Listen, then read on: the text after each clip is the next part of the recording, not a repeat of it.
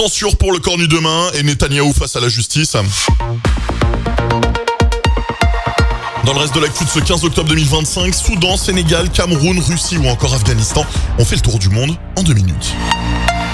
Aujourd'hui, devant l'Assemblée nationale, Sébastien Lecornu a annoncé que le gouvernement français soumettra en novembre au Parlement la suspension de la réforme des retraites. Le Premier ministre, qui doit affronter demain 2 motions de censure, semble pour l'instant assuré de rester en place grâce au soutien du Parti socialiste. En parallèle, en France, la campagne de vaccination contre la grippe et le Covid-19 a débuté hier. Les 2 virus recommencent à circuler et les vaccins sont remboursés pour les personnes à risque et les enfants. Gaza, où malgré le cessez-le-feu, 2 Palestiniens ont été tués dans une frappe de drone israélien sur le quartier de Shadjaya. 24 personnes ont aussi été arrêtées dans le sud du territoire.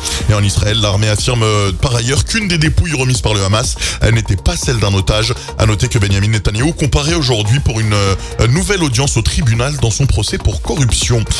En Europe, l'OTAN s'est réunie à Bruxelles pour évoquer les récentes incursions russes et renforcer sa riposte collective. L'Union européenne promet d'ailleurs un mur anti-drone d'ici 2027 pour protéger son espace aérien. En Russie, Vladimir Poutine a reçu à Moscou le dirigeant syrien Ahmed Shara pour discuter de l'avenir des bases militaires russes en Syrie. Et puis en Afrique, à l'issue de la présidentielle au Cameroun, l'opposant Issa Chiroma Bakary revendique une victoire claire et appelle Paul Biya à reconnaître sa défaite. À Madagascar, les militaires consolident leur pouvoir après le coup d'état de la semaine. Et au Sénégal, l'épidémie de fièvre de la vallée du Rift a déjà fait 20 morts.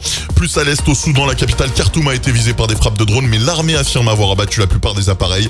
Le pays est en proie, pour rappel, depuis le 15 avril 2023 à une guerre déclenchée par une lutte de pouvoir entre l'armée et les forces de soutien rapide.